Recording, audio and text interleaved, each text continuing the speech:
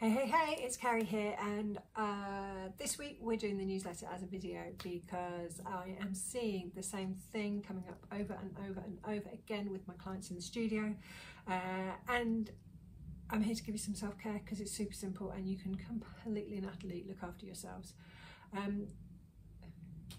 So one of the things that I am seeing a lot of right now are people losing sensation in their fingers when they're asleep. You know, when you wake up and you've got kind of fidgy fingers, or you've got pins and needles, you don't seem to be able to grip, you've got dead arms, that kind of stuff.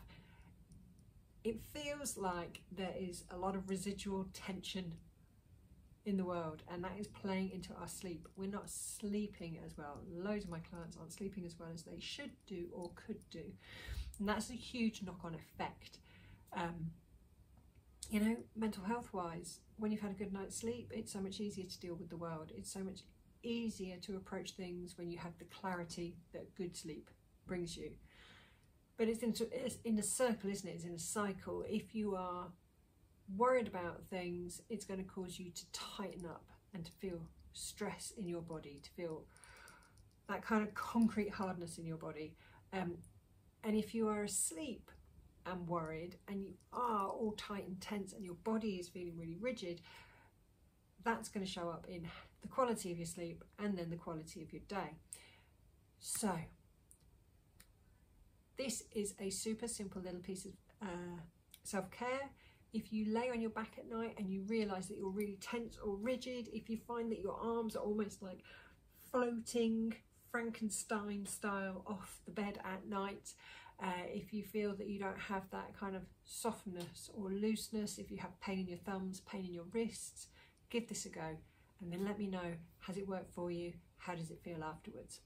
So super simple. You're going to grab 2 cushions to make a little platform on your lap, roll up your sleeves, and particularly if you're having problems with your thumbs, this is a super important part of it. You're going to use the point of your elbow.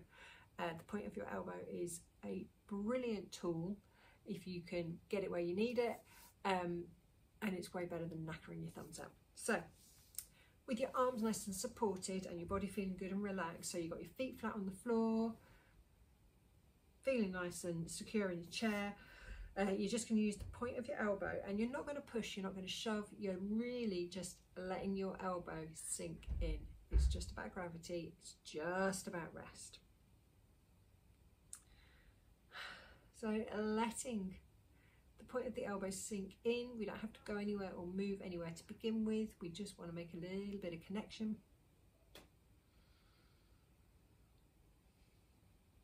You're going to start up towards your elbow in the soft fleshy part of your arm. Now here's the cool thing, if you had muscles where you needed muscles in your hands, you'd have really fat hands.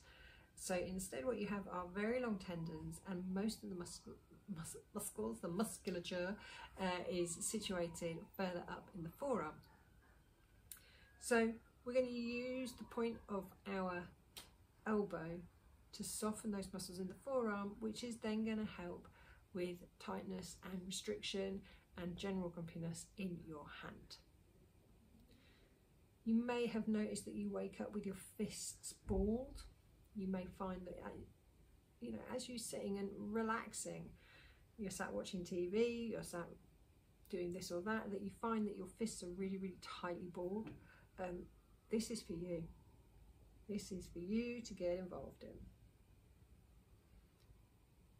Now, I'm just going to gently stroke that point of my elbow down towards my forearm.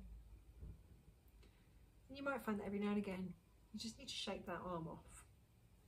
Shaking arms is a really good way as well to get a little bit of muscle suppleness going, gets your blood pumping too. So a little bit of arm shaking along the way is great. And you have a choice. You can sit and rest, or you can sit and stroke. See what works for you. Try both out. You might find that stuff goes clunk. Remember, you're only using the weight of the elbow. You're not pushing down, you're not forcing, you're just allowing that pointiness of your elbow to do the work for you. And don't forget to turn the arm over and do the same thing there. Now, if your elbow feels too pointy, you can just come down to using the bone under your arm, the ulna, and using that to stroke. You don't need a lot of pressure. You don't need a lot of force. You just need a couple of minutes.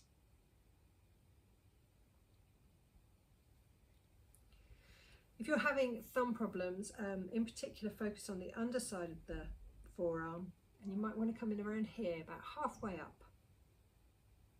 And don't forget as well that you can use that point of your elbow to get into that area here, that thenar eminence. Again, keeping your wrist nice and floppy. You're not pushing, you're not shoving, you're just holding.